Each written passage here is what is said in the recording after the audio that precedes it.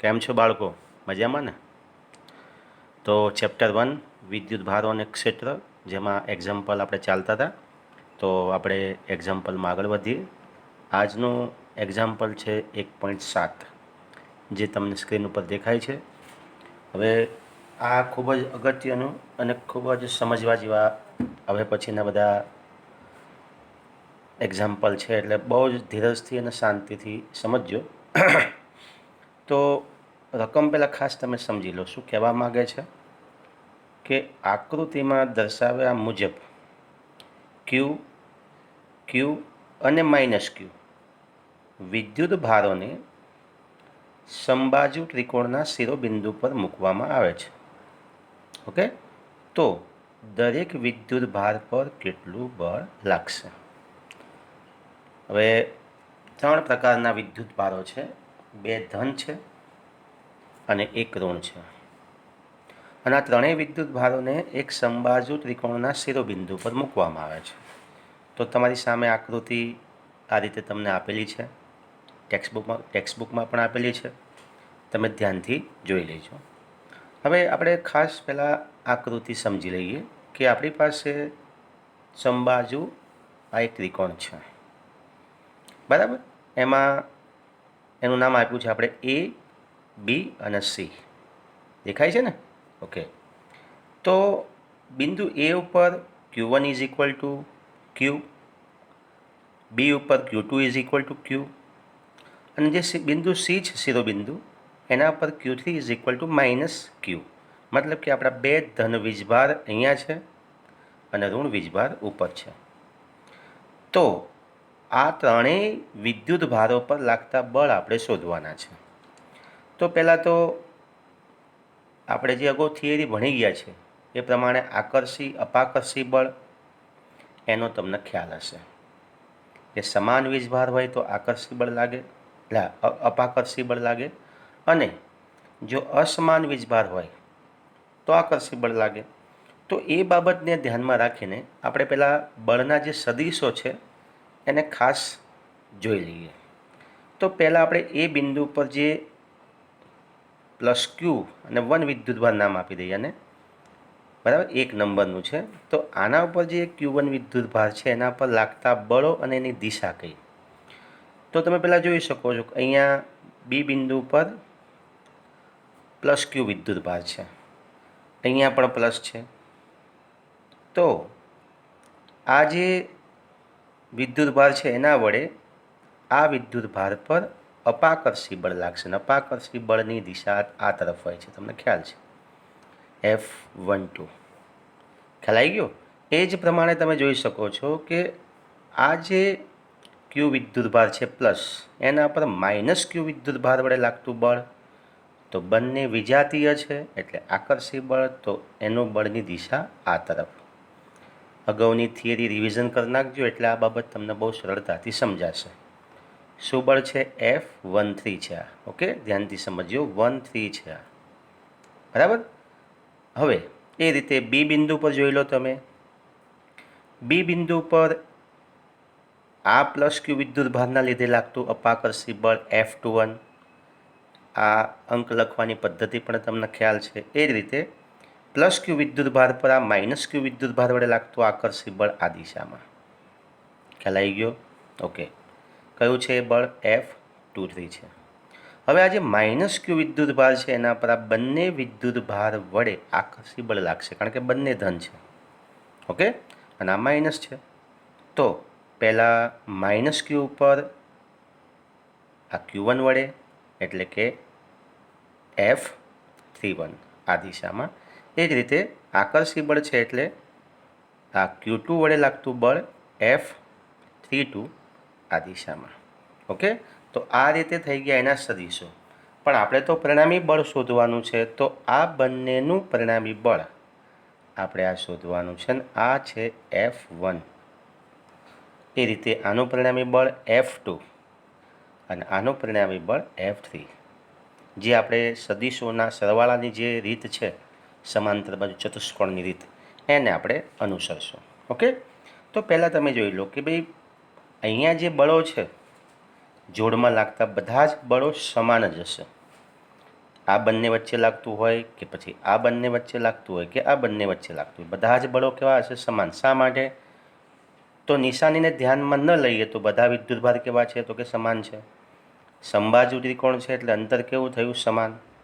તો પછી કુલંબીય બળ માટેનું જે સમીકરણ છે kq²/r², એ સૂત્ર અનુસાર બધા જ બળોની જોડ કેવી હશે? સમાન હશે. ઓકે, તો આ બાબતને આપણે પછી છેલ્લે સમજી લઈશું, જે અહીં લખ્યું છે છેલ્લે. પહેલાં તો જોઈ લો, દરેક વચ્ચેનું બળ F સમાન હશે. ટુ બોડી ફોર્સ છે ને, તો એમની વચ્ચેનું બળ જો આપણે F ધારી લઈએ, બધા બળો સમાન છે, ધારો કે બળ F છે, તો બધા કેવા છે? સમાન. કેટલું? 1/4πε0 ઇન્ટુ q²/L². અહીંયા અંતર આપણે L લીધું છે માટે. સમજ મેં આયા? સમજણ પડે છે ને? ઓકે, આગળ ચાલીએ. તો હવે બધા બળો સમાન છે, તો આપણે બધી જે બળો છે એને આપણે નીચે દર્શાવીએ છીએ કે F13 અને F12 is equal two F13, આ બંને બળો, F21 F23 આ બંને બળો, F31 અને F32 બધા જ બળો કેવા છે? તો કે સમાન છે. ન્યૂટનની ગતિના ત્રીજા નિયમ અનુસાર આ બધા બળો લાગે છે. આ બંને બળ સામસામે સમાન હશે, આ બંને બળ સામસામે સમાન અને વિરુદ્ધ દિશામાં, આ બંને બળો સમાન અને વિરુદ્ધ દિશામાં. ઓકે, તો હવે થોડા આગળ વધીએ. આપણે દરેક શિરોબિંદુ પરના જે વિદ્યુતભારો છે એના પર લાગતા પરિણામી બળ આપણે શોધવાના છે. ઓકે, તો ચલો બિંદુ એ પરની વાત કરીએ. બિંદુ એ પરના વિદ્યુતભાર ક્યુ પર લાગતું પરિણામી બળ કેટલું? તો તમે આકૃતિમાં જોઈ શકો છો કે ભાઈ બિંદુ એ પરનો જે ક્યુ વિદ્યુતભાર છે એના પર બે બળ લાગે છે, F12 અને F13. અને આ બંને સદિશોનો જો સમાંતર બાજુ ચતુષ્કોણ આપણે દોરીએ તો આ એનો થયો પરિણામી સદિશ. આ જે પરિણામી સદિશ છે ને, સમબાજુ ત્રિકોણ છે ને, બધા આ બંને બળો સમાન છે, તો આની જે દિશા હશે એ બી થી સી તરફની આ જે દિશા છે ને એને અનુરૂપ હશે. એટલે આપણે લખી શકીએ કે બીસી દિશામાં આ બળની દિશા કઈ છે? આ ત્રિકોણની જે બાજુ છે બીસી તરફની બાજુ, એ દિશામાં મળશે આપણને. એને દર્શાવો તો તમે દર્શાવી શકો છો. ચલો નીચે લખી નાખીએ F1. તો F1 એ કોનો સરવાળો? આ F1 એ કોનો સરવાળો છે? તો કે F12 અને F13નો, આ બંનેનો સદિશ સરવાળો F1. તો F1 is equal two F12 સદિશ પ્લસ F13 સદિશ. શું કરવાનું છે? તો કે સદિશનો સરવાળો. પણ આ બંને બળો તો સમાન છે, જેને આપણે કેટલા ધાર્યા છે? F. તો F સદિશ પ્લસ F સદિશ. ચલો સદિશના સરવાળા માટેની રીત તમને ખ્યાલ છે ને? ઓકે, હું લખી નાખું છું અહીંયા કે ધારો કે આપણે આવું લખતા હતા કે સદિશ A પ્લસ સદિશ B, તો શું આવતું હતું એનું? તો અંડર રૂટ આપણે કરતા હતા આ રીતે, યાદ છે 11 સાયન્સમાં? તો કે A² plus B² plus 2AB cos theta, જ્યાં થીટા આ બંને સદિશો વચ્ચેનો ખૂણો છે. તો આ જ સૂત્ર અહીંયા આપણે એપ્લાય કરીએ છીએ. તો F² plus F² plus 2F, F into F થાય ને, એ બી છે એટલે, તો F² cos, બંને સદિશો વચ્ચે આ કેટલો ખૂણો બનશે? તો કે 180નો, તો કે cos 120. ઓકે, ચલો cos 120 ઇઝ ઇક્વલ ટુ, સામે એનું સાદુરૂપ આપ્યું છે આપણે કે F² plus F² plus 2F² into cos 120 is equal two -1/2. આ બંને ઉડી જશે, માઇનસ F² થશે. સમજજો તમે, બરાબર? આ માઇનસ F² અને આ પ્લસ F², આ બંને શું થશે? ઉડી જશે. શું વધ્યું? તો કે અંડર રૂટ F². સમજ મેં આવ્યા? તો અંડર રૂટ F² એટલે શું થાય? F. આ રીતે. અને દિશા મેં તમને કીધી કઈ દિશામાં હશે? આ બળની દિશા. તો આકૃતિ મુજબ આ જે બળ છે F1ની દિશા, જેનું મૂલ્ય આપણને કેટલું મળ્યું? તો કે F મળ્યું. દિશા કઈ છે? તો કે બીસી દિશામાં. જો તમારે એકમ સદિશ લખવું હોય તો તમે આ રીતે એકમ સદિશ લખી શકો છો. સમજ મેં આવ્યા? ઓકે, ખબર પડી ગઈ ને? બિલકુલ સેમ પોઝિશન અહીંયા બી બિંદુ માટે છે કે બી બિંદુ પર લાગતું જે બળ છે એ સેમ આ જ રીતથી મળે છે, એટલે એની ગણતરી આપણે કરવાની રહેતી નથી. નીચે આપણે લખી નાખ્યું આ પ્રમાણે બિંદુ બી પરના ક્યુ વિદ્યુત ભાર પર લાગતું પરિણામી બળ ઉપર મુજબ તમને મળશે. ગણતરી કરવી તો સેમ લખી નાખવાનું છે, કોઈ ફેરફાર નથી. ઓકે, ખાલી અહીંયા ડિજિટ બદલાશે, અહીંયા જે મૂલ્યો છે બદલાશે. 1F1213 છે એની જગ્યાએ બી ઉપર લાગતા જે બળો છે એ આપણે લેવાના છે. ખબર પડે છે ને? ચલો, તો હવે એની દિશા કઈ? તો આ જે છે આની દિશા એ કયા ત્રિકોણની કઈ બાજુને સમાંતર છે? તો કે એસી બાજુને સમાંતર. સમજણ પડી ને? આ F2ની દિશા એ એસીને સમાંતર છે, એટલે આપણે લખી શકીએ કે F2 = F એસીની દિશામાં. ખ્યાલ આવી ગયો કઈ દિશામાં? F2 = F એસીની દિશામાં. હવે આપણે સમજી લઈએ આ જે મેં લખ્યું છે બંને બળો કેવા છે? સમાન, અને મૂલ્ય કેટલું? F. તો આ અગાઉથી આપણે લખી નાખ્યું છે, જે અહીંયા આપણને પરિણામથી મળે છે. હવે આપણો છેલ્લી બાબત બાકી રહી સીની, કે સી પાસે જે -q વિદ્યુતભાર છે એના પર લાગતા બંને બળો કયા બળો છે? તો F31 અને F32. ચલો, આ કયો ખૂણો હશે? બોલો બોલો. સમબાજુ ત્રિકોણ છે, કયો ખૂણો હોય? 60નો ખૂણો. Okay, very good. તો આ બંને બળો તો સમાન છે, બંને માટે આપણે F ધારેલા છે, જે નીચે અહીંયા છે જ. ઓકે, તો ચલો, બિંદુ સી પરના વિદ્યુતભાર -q પર લાગતું પરિણામી બળ F3 = સદિશ F31 + સદિશ F32. સદિશનો સરવાળો કરવાનો છે. સમજમાં આવ્યા? ઓકે, ચલો, આ બંને સમાન F² એટલે F સદિશ પ્લસ F સદિશ. બંને વચ્ચેનો ખૂણો કયો છે? 60° ખૂણો. કમ્પ્લીટ? સમજમાં આવ્યા ને? ઓકે, ચલો, F² પ્લસ સદિશના સરવાળા માટેનો સમાંતર બાજુ ચતુષ્કોણનો નિયમ એપ્લાય કરો તો √F² + F² + 2F × F એટલે F² કર્યા છે આપણે cos 60. cos 60 એટલે શું થાય? બોલો બોલો. ઓકે, તો બાજુમાં સાદુરૂપ આપેલું છે √F² + F² + 2F² × 1/2. આ બંને ઉડી જશે. તો કે F² + F² + F². તો શું મળશે તમને? √3F². એમાં F² નું રૂટ થશે તો આપણને મળશે √3F. ઓકે, F3 = શું મળ્યું? અહીં સુધી છે √3F. ઓકે, આ F રૂટમાં નથી હો, ધ્યાન આપજો ખાસ. આ F રૂટમાં નથી. ચલો, અને આ બાબત એની દિશા કઈ હશે? તો ત્રિકોણ ખૂણો જે BCA ના દ્વિભાજકની દિશામાં, BCA જે છે એના દ્વિભાજકની દિશામાં, આ દિશામાં તમને પરિણામી બળ F3 મળે, અને એ આપણે લખ્યું છે F3 = √3F. સમજમાં આવ્યા? ટેક્સ્ટ બુક કરતાં બહુ જ સરળ ભાષામાં આપણે આ દાખલા અહીંયા લખેલા છે, એટલે આ દાખલા, આ એક્ઝામ્પલ તમારે મને 3 વખત લખીને બતાવવાના છે આકૃતિ સાથે. કમ્પ્લીટ એઝ ઇટ ઇઝ આ જ રીતે. ચલો, આગળના એક્ઝામ્પલ તરફ આગળ વધીએ આપણે. Example number 1.8. આ પણ ખૂબ જ અગત્યનું છે, અને જે આપણે અગાઉ ભણી ગયા છે 11th સાયન્સની અંદર, એના કેટલાક સૂત્રોનો અહીંયા આપણે ઉપયોગ કરવાનો છે. તો રકમ સમજી લઈએ પહેલાં. તૈયાર છો ને? રેડી? જો અહીંયા બાજુમાં જે છે પેજ નંબર લખેલા છે, એટલે હવે પછી જે કંઈ PDF મોકલું તો જે પેજ નંબર આપો એ અહીંથી જોઈ લેવાના તમારે, એટલે તમને એક્ઝામ્પલ અને હોમવર્ક લખવાની અંદર મુશ્કેલી ના પડે. તો હવે રકમ શું છે આનું સમજી લો. Example number 1.8. એક ઇલેક્ટ્રોન 2 × 10⁴ ન્યૂટન કુલમ ઇન્વર્સ 1ના નિયમિત વિદ્યુત ક્ષેત્રમાં 1.5 સેન્ટીમીટર જેટલા અંતરનું પતન પામે છે. ક્ષેત્રનું માન પતન પામે છે એટલે મુક્ત પતન થાય છે. તો ક્ષેત્રનું માન અચળ રાખીને તેની દિશા ઉલટાવવામાં આવે અને તેમાં એક પ્રોટોન એટલા જ અંતરનું પતન પામે છે, તો દરેક કિસ્સામાં પતન માટેનો સમય ગણો. ગુરુત્વની અસર હેઠળ મુક્ત પતન સાથેનો તફાવત પણ જણાવો. આ વસ્તુ આપણે શોધવાની છે. તો બહુ સરળતાથી અને બહુ શાંતિથી સમજી લઈએ.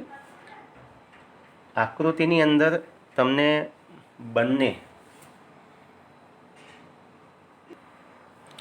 તો આકૃતિમાં તમે જુઓ કે અહીંયા સમાન વિદ્યુત ક્ષેત્ર આપણને આપેલું છે. હવે સમાન વિદ્યુત ક્ષેત્રની અંદર તમે જોઈ શકો છો કે પહેલાં આપણે ઇલેક્ટ્રોનની વાત કરીએ તો અહીંયા વિદ્યુત ક્ષેત્ર ઉધ્વ દિશામાં છે. વિદ્યુત ક્ષેત્રની દિશા તમને ખ્યાલ છે ને ખ્યાલ કઈ દિશામાં હોય છે? ધનથી ઋણ તરફ. એમાં આપણે ઇલેક્ટ્રોનને મુક્ત પતન કરાવીએ છીએ. તો તમને ખ્યાલ છે કે ઇલેક્ટ્રોન જ્યારે સમાન કે કોઈ પણ વિદ્યુત ક્ષેત્રમાં જ્યારે ગતિ કરતો હોય અથવા ગતિ કરવા માટે મુક્ત હોય તો હંમેશા ઇલેક્ટ્રોન પર વિદ્યુત ક્ષેત્રની વિરુદ્ધ દિશામાં બળ લાગે. તો અહીંયા વિદ્યુત ક્ષેત્ર ઉધ્વ દિશામાં છે, તો ઇલેક્ટ્રોન ઉપર અધ્ર દિશામાં બળ લાગે છે. ઓકે, તો એ ઇલેક્ટ્રોન માટેની વાત છે અહીંયા. હવે એ જે છે એના દ્વારા આપણે પતન માટેનો સમય આપણે શોધવાનો છે. એ જ રીતે બાજુમાં હવે મૂલ્ય એનું એ જ વિદ્યુત ક્ષેત્ર માટેનું, અને ખાલી એની દિશા ઉલટાવવાની છે કે જે ઉધ્વ દિશામાં વિદ્યુત ક્ષેત્ર હતું એ અધ્ર દિશામાં કરવાનું છે, અને એના ઉપર પ્રોટોનને જ્યારે પતન કરાવવામાં આવે તો એના માટે પણ 1.5 સેન્ટીમીટર જેટલું અંતર કાપતા કેટલો સમય લાગશે એ આપણે શોધવાનું છે, જે બાજુમાં આકૃતિમાં તમને આપેલું છે. આકૃતિ દેખાય છે ને બરાબર? આકૃતિ એ ઇલેક્ટ્રોન માટે છે, આકૃતિ બી પ્રોટોન માટે છે. ઓકે, તો હવે આગળ વધીએ. બાજુમાં દરેકના મૂલ્ય આપણે અહીંયા બાજુમાં દર્શાવ્યા છે. તમને ખ્યાલ છે મૂળભૂત એકમ E = 1.6 × 10−19 કુલમ. ME ઇલેક્ટ્રોનનું દળ 9.11 × 10−31 kg. MP એટલે પ્રોટોનનું દળ 1.67 × 10−27 kg. વિદ્યુત ક્ષેત્ર E = 2 × 10⁴ ન્યૂટન કુલમ ઇન્વર્સ 1, જે આપણને આપેલું છે. અને ઊંચાઈ કેટલી છે? તો કે h = 1.5 × 10−2 મીટર. 1.5 આપણને સેન્ટીમીટરમાં આપેલું છે અને આપણે અહીંયા મીટરમાં કન્વર્ટ કરેલું છે. પહેલાં આપણે ઇલેક્ટ્રોનની વાત કરીએ તો ઇલેક્ટ્રોનના પ્રવેગનો વિચાર કરીએ, કારણ કે ડાયરેક્ટ આપણને મુક્ત પતન માટેનો સમય નહીં મળે. એના માટે પહેલાં આપણી પાસે પ્રવેગ હોવો જરૂરી છે. તો આકૃતિ એમાં પરથી ઇલેક્ટ્રોન પર અધો દિશામાં કયું બળ લાગશે? E. ખ્યાલ છે ને? બળ આ સૂત્ર હતું F = QE, જે સમીકરણ છે એના પરથી આપણે E. Q કેટલો છે? તો કે ઇલેક્ટ્રોનનો વિદ્યુતભાર E, અને E એટલે વિદ્યુત ક્ષેત્ર. આ સમીકરણ પરથી આપણે આ મૂક્યું છે, બરાબર ને? આ સમીકરણ તો ન્યૂટનનો બીજો નિયમ, ફાધર = મધર, F = માં. તો F = MEA. F કેટલું બળ લાગે છે? તો કે E જેટલું બળ લાગે, તો Fની જગ્યાએ E = MEA. ચલો અહીંયા આપણે એને કરતા બનાવીએ તો A = શું મળશે? આ એમ આ બાજુ આવશે તો E/ME, જ્યાં ME શું છે? તો કે ઇલેક્ટ્રોનનું દળ છે. ઓકે, અહીં સુધી ખ્યાલ આવી ગયો? હવે મુક્ત પતનનો મતલબ શું થાય? કે પદાર્થ સ્થિર સ્થિતિમાં કોઈ પણ પ્રકારનું બાહ્ય બળ આપ્યા સિવાય ગતિ કરવા માટે મુક્ત હોય. તો અહીંયા સ્થિર સ્થિતિમાંથી ઇલેક્ટ્રોન શું કરે છે? h અંતર જેટલું પતન પામે છે, અને એના માટે ઇલેક્ટ્રોનને લાગતો સમય આપણે ગણવાનો છે, જે તમને આપેલો છે કે TE = √2h/A. એનું મૂલ્ય આપણે અહીંથી ઉપરથી લેવાનું છે. એ બરાબર શું છે? E/ME. તો એની કિંમત મૂકી દો તો ME/ શું આવશે? E. હવે તમને પ્રશ્ન થશે કે ભાઈ આ જે સમીકરણ છે એ ક્યાંથી આવ્યું? સીધા આ સમીકરણ સાહેબ ક્યાંથી લાવી નાખ્યું તમને? એવો પ્રશ્ન તમને થશે. ઓકે, તો આ સમીકરણ આપણે જે ગતિના જે 3 સમીકરણો છે એમાંથી એક સમીકરણ પરથી આપણે મેળવ્યું છે. એમાં આ સમીકરણ તમને ખ્યાલ હશે, બીજા નંબરનું સમીકરણ, x = V0t + ½ AT². બરાબર ને? એમાં તમને ખ્યાલ છે સ્થિર સ્થિતિમાંથી ગતિની શરૂઆત થાય એટલે આજે આખું પદ પ્રારંભિક વેગ કેટલો હશે? 0. તો 0 થઈ જાય, પ્લસ શું આવશે અહીંયા, હાફ એટી સ્ક્વેર, એક્સની જગ્યાએ શું લેવાનું આપણે, એચ. ચલો અહીંયા આપણે ટી સ્ક્વેરને સૂત્રનો કરતા બનાવો તો T square is equal two શું આવશે, 2 આ બાજુ એટલે 2h અપોન શું આવે, એ. સમજ મેં આવ્યા? તો ટી ઇઝ ઇક્વલ ટુ શું થશે હવે, તો T is equal to √2h upon A. Okay, તો આ થઈ ગયું આપણું જે સમીકરણ છે એ. અહીંયા ઇલેક્ટ્રોનના સમય માટે એટલે ટીઈ આપણે એને કન્સિડર કર્યું છે, T is equal to √2h upon A. એની કિંમત મૂકો એટલે આ મળશે. આમાં હવે આપણે ઉપર જે કિંમત દર્શાવી છે કિંમત મૂકી દઈએ. 2h કેટલા છે, 1.5 × 10⁻². ઇલેક્ટ્રોનનું દળ 9.11 × 10⁻31. નીચે ઈ બરાબર 1.6 × 10⁻19. ઈ માટે છે વિદ્યુત ક્ષેત્ર 2 × 10⁴. ઓકે, સાદુરૂપ આપશો એટલે તમને આ કિંમત મળશે. અને સાદુરૂપ આપશો તો અહીંયા તો જો કે આપણને ઘાતાંકોનું જે સાદુરૂપ આપ્યું તો -18 તમને મળે જ છે, એટલે કોઈ ફેરફાર કરવાની આવશ્યકતા નથી, ડાયરેક્ટ તમે રૂટ કરી શકો છો. પણ 11th સાયન્સમાં આપણે ભણ્યા છીએ કે જ્યારે રૂટ કરવાનું હોય તો અહીંયા જે 10ની જે ઘાતાંક હોય છે એ બેકી હોવી જરૂરી છે, અથવા એને 2 વડે ભાગી શકતા હોવા જોઈએ જ્યારે રૂટ કરવાનું છે ત્યારે. જો ઘનમૂળ કરવાનું હોય તો 3 વડે ભાગી શકતા હોવા જોઈએ, ચતુર્થ મૂળ કરવાનું હોય તો 4 વડે. સમજ મેં આવ્યા? અહીંયા તો -18 છે, 8.54નું રૂટ કરશો તો 2.92, અને 10⁻18નું રૂટ 10⁻9. -10⁻9 એ નેનો સેકન્ડ માટે છે, તો આપણે સમય લખી શકીએ છીએ રાઉન્ડ ઓફ કરીને 2.9 નેનો સેકન્ડ. ઇલેક્ટ્રોનને કેટલો સમય લાગે, 1.5 સેન્ટીમીટર જેટલું અંતર પતન કરતાં 2.9 નેનો સેકન્ડ જેટલો સમય લાગે છે. ખબર પડી ગઈ અહીં સુધી? ચલો આ રીતે પ્રોટોન માટે આગળ વધીએ. તો પ્રોટોન માટે પણ તમે જુઓ, પ્રોટોનનો પ્રવેગ પહેલાં આપણે શોધી લઈએ. આકૃતિ બીમાં દર્શાવ્યા પ્રમાણે આ બધું સેમ ઇલેક્ટ્રોન માટે જે છે એ જ પ્રમાણે આપણે લીધેલું છે. F is equal two mp/ap.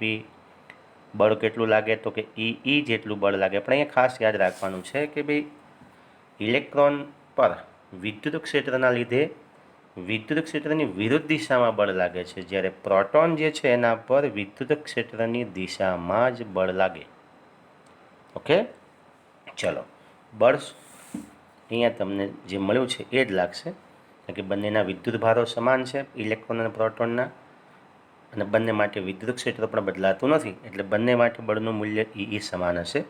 એ આપણે મૂક્યું છે કિંમત, તો એપી ઇઝ ઇક્વલ ટુ શું આવશે, ઈ અપોન એમપી, જ્યાં એમપી એ શું છે, પ્રોટોનનું દળ છે. Okay, very good.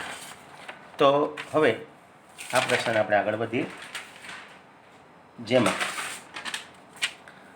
અહીં તમે આકૃતિ જોઈ શકો છો. હવે પ્રોટોન માટેનો પતનનો સમય આપણે શોધવો છે, તો ટીપી ઇઝ ઇક્વલ ટુ જે આપણે એઝ યુઝ્યુઅલ જે આપણે ઇલેક્ટ્રોન માટે લીધું છે એ પ્રમાણે TP is equal to √2h upon AP is equal to AP માટે શું આવશે, 2h અપોન એમપી અપોન ઈ. કિંમત મૂકી દો, સાદુરૂપ આપશો તો અહીંયા આ રીતે સાદુરૂપ તમને મળશે.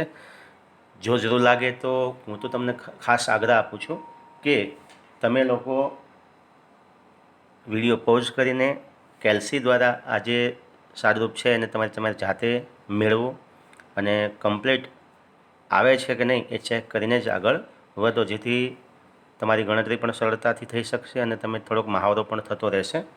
અહીંયા તમને મળે છે TP is equal to 1.25 × 10⁻7 second.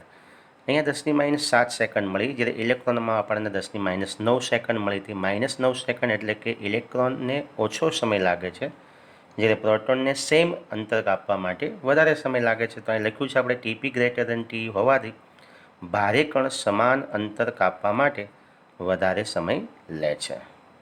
આ જે પરિણામ છે ને, આ બાબત થોડું આપણા માટે થોડું વિરોધાભાસી લાગે છે. ગુરુત્વીય બળની અંદર આપણે ખાસ એક બાબતને ખાસ ધ્યાનમાં લીધેલી કે ભાઈ ગુરુત્વ પ્રવેગ જે છે એ પદાર્થના દળ પર આધારિત નથી. ઓકે, આવું આપણે સમજેલા હતા. ખ્યાલ છે ને? ઓકે, તો આ બાબત એ વિદ્યુત ક્ષેત્ર માટે અને વિદ્યુત બળ માટે ગુરુત્વીય બળ કરતાં થોડું વિરોધાભાસી પરિણામ છે. હવે આપણે આ જ ગુરુત્વ પ્રવેગને અને વિદ્યુત ક્ષેત્ર દ્વારા ઉદ્ભવતો જે પ્રવેગ છે એને આપણે સરખાવવાનો છે. તો તમે અહીંયા આપણે ભારે જે કણ છે પ્રોટોન, એનું દળ આપણે એનો પ્રવેગ આપણે શોધી લઈએ. તો પ્રવેગ માટે આગળ સમીકરણ તમને યાદ છે, AP = E/MP. કિંમત મૂકી દો તો તમને પ્રવેગ મળશે 1.9 × 10⁻12 મીટર સેકન્ડ ઇન્વર્સ 2. વિચાર કરો તમે, વિદ્યુત બળ દ્વારા પ્રોટોનમાં ઉદ્ભવતો પ્રવેગ તમે જોઈ શકો છો 1.9 × 10⁻12 મીટર પ્રતિ સેકન્ડ સ્ક્વેર. મુક્ત પતન જ પામે છે, અહીંયા કોઈ પણ પ્રકારનું બાહ્ય બળ આપવામાં આવતું નથી, અને છતાંય આટલો મોટો પ્રવેગ એમાં ઉદ્ભવે છે. જે આપણા ગુરુત્વાકર્ષણની અંદર જે મુક્ત પતન થાય છે અને ગુરુત્વ પ્રવેગનું જે મૂલ્ય આપણને મળ્યું છે 9.8 મીટર પ્રતિ સેકન્ડ સ્ક્વેર કરતાં ઘણું વધારે છે. આ મૂલ્ય અત્યંત અથવા પ્રચંડ વધુ છે. ટેક્સ્ટબુકમાં આવો શબ્દ વાપર્યો છે, તો ઘણું બધું વધારે છે. આ ઉદાહરણ પરથી ગુરુત્વ બળની અસર આપણે અવગણી શકીએ છીએ કે જ્યારે પણ કદાચ તમે વિદ્યુત બળ દ્વારા પ્રોટોન કે ઇલેક્ટ્રોન જેવા કણોનો પ્રવેગ અથવા પતન માટેનો સમય શોધતા હોય તો અહીંયા આપણે ગુરુત્વાકર્ષણ બળની અસરને અવગણી શકીએ છીએ, કારણ કે એની અસર અથવા એનો પ્રવેગ એ વિદ્યુત બળથી ઉદ્ભવતા પ્રવેગ કરતાં ઘણો ઓછો છે, અવગણી શકાય એવો ઓછો છે. ઓકે, તો મળીએ નેક્સ્ટ લેક્ચરમાં. આ જે 2 લેક્ચર અથવા 2 એક્ઝામ્પલ આપણે 2 અગત્યના ચલાવ્યા છે એને તમારે 3 વખત કમ્પ્લીટ સારા અક્ષરે લખી મને PDF બનાવીને સેન્ડ કરવાની છે. કોઈ પણ ક્વેરી હોય, મુશ્કેલ હોય તો મને પર્સનલી વોટ્સઅપ કરી તમે એ ક્વેરીને સોલ્વ કરી શકો છો. આનંદથી ભણો, મજા કરો, બરાબર ને? ચલો મળીએ નેક્સ્ટ લેક્ચરમાં. જો મારા વિડીયો તમને પસંદ આવતા હોય તો તમારા મિત્રો સુધી વધુને વધુ શેર કરો, પહોંચાડો, બરાબર? લાઈક કરો અને તમારા મિત્રો સુધી પહોંચાડો. ઓકે, મળીએ નેક્સ્ટ લેક્ચરમાં. આવજો. Good bye. જય હિન્દ.